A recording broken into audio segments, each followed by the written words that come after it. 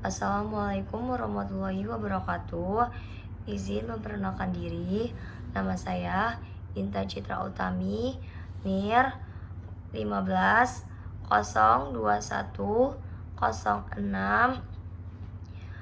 0574. Nah, di sini saya akan membuat video menjelaskan tentang neoplasma dan penyakit autoimun.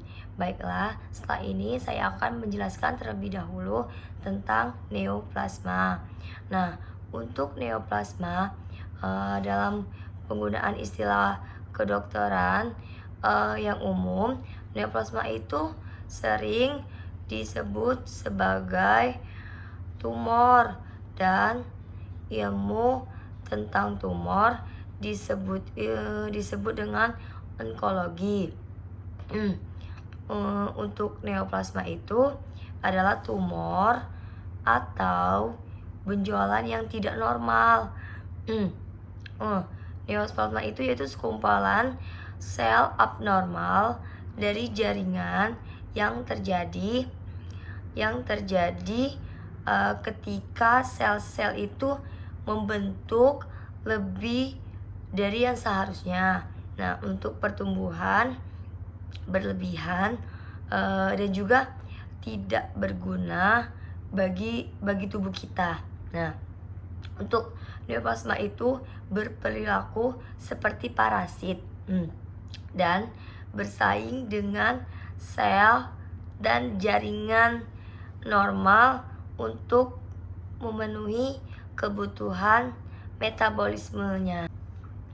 Nah, untuk neoplasma itu memiliki otonomi dan sedikit banyak terus membesar tanpa bergantung pada lingkungan lokal dan status gizi penjamu. Namun, otonomi tersebut tidak sempurna. Semua neoplasma itu bergantung pada penjamu untuk memenuhi kebutuhan gizi dan aliran darah. Nah, untuk sifat neoplasma sifat-sifat neoplasma itu yang pertama itu tumbuh aktif, otonom, parasit. Nah, untuk yang terakhir itu tidak berguna. Jenis-jenis neoplasma. Nah, untuk jenis-jenisnya itu neoplasma itu dapat bersifat jinak, dan ganas, atau ganas kanker atau praganas juga. Nah, yang pertama itu neoplasma jinak. Contoh dari neoplasma jinak itu adalah lipoma, benjolan lemak di bawah kulit, leher, lengan, atau pada punggung. Nah, yaitu tidak membahayakan. Selanjutnya itu yang kedua itu neoplasma praganas. Nah, untuk jenis neoplasma yang berpotensi itu menjadi ganas sehingga sering disebut kanker tahap awal. Mereka tidak menyerang dan merusak, tetapi lama-kelamaan itu akan berubah menjadi kanker. Nah, bila tumor itu telah terbentuk tetapi belum menyerang jaringan, nah dikatakan sebagai karsinoma in situ, yang berarti kanker di tempat. Beberapa tumor mungkin berada dalam tahap ini untuk waktu yang lama. Sebagian besarnya itu karsinoma in situ itu berkembang cepat dan menyebar. Neoplasma praganas itu masih mudah disembuhkan dengan pengobatan dan operasi. Nah, untuk yang ketiga itu neoplasma ganas atau kanker. Nah, kanker berasal dari bahasa Yunani yang berarti Yang berarti kepiting. karena sifatnya seperti kepiting yang mencengkram jaringan sekitarnya. Nah, kanker itu berkembang dalam beberapa tahap yang dimulai ketika sebuah sel itu bermutasi menjadi kanker. Nah, ketika pusat kontrak sel rusak, sel-sel mulai tumbuh dan berkembang biak di luar kendali. Kanker itu cukup besar, akan menekan jaringan sekitarnya dan menyebar ke bagian tubuh lain. Nah, penyebaran dari tempat asal itu melalui darah atau sistem limfa atau getah bening ke organ-organ lain, sehingga menciptakan tumor sekunder di tempat lain. Nah, untuk beberapa kelompok neoplasma ganas atau kanker itu ada dua macam.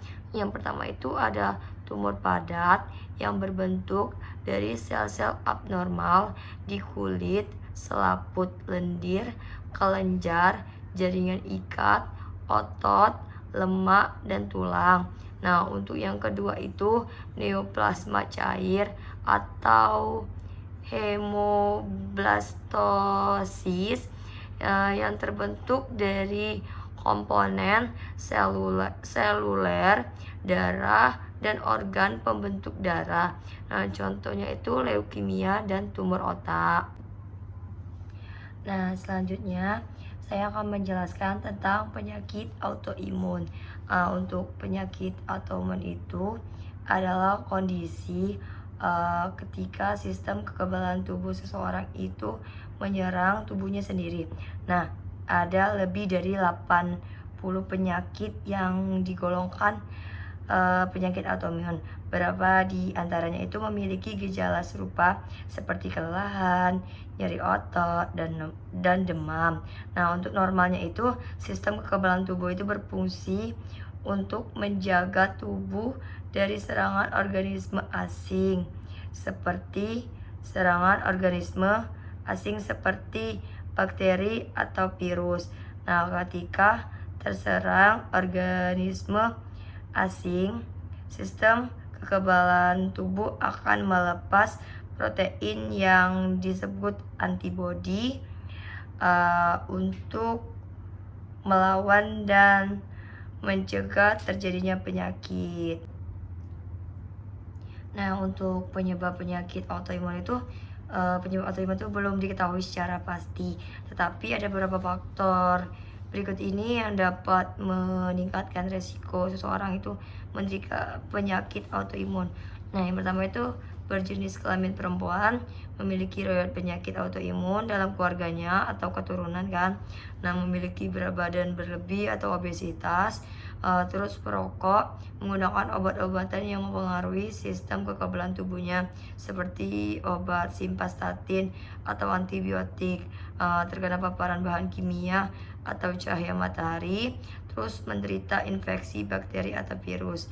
Nah, untuk gejala penyakit atau imun itu tuh ada beberapa macam, itu ada kelelahan, pegal otot, ruam kulit, demam ringan, rambut rontok, sulit konsentrasi. Nah, untuk beberapa contoh penyakitnya itu seperti lupus, karena lupus itu dapat mempengaruhi hampir semua organ tubuh dan menimbulkan beragam gejala seperti demam, nyeri sendi dan otot, ruam kulit menjadi sensitif. Nah, itu penyakit selanjutnya itu adalah penyakit Graves juga. Penyakit Graves itu tuh dapat menimbulkan gejala berupa kehilangan berat badan tanpa alasan yang jelas, mata menonjol, rambut rontok, jantung berdebar juga. Nah, insomnia dan gelisah. Terus juga ada selanjutnya itu untuk diagnosisnya.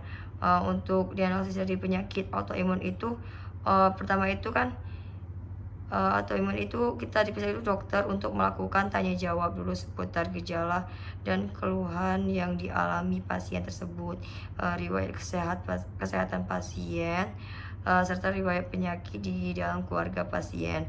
Selanjutnya itu dokter akan melakukan pemeriksaan fisik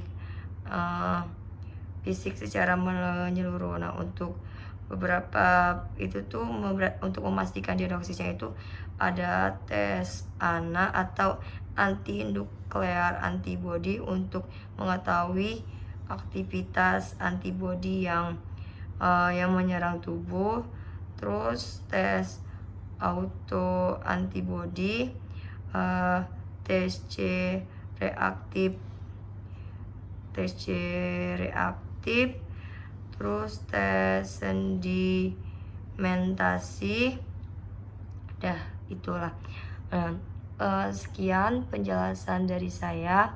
Apabila ada salah-salah kata, salah pengucapan dalam menyampaikannya dan kurang jelas, saya mohon maaf. Saya akhiri. Wassalamualaikum warahmatullahi wabarakatuh. Terima kasih.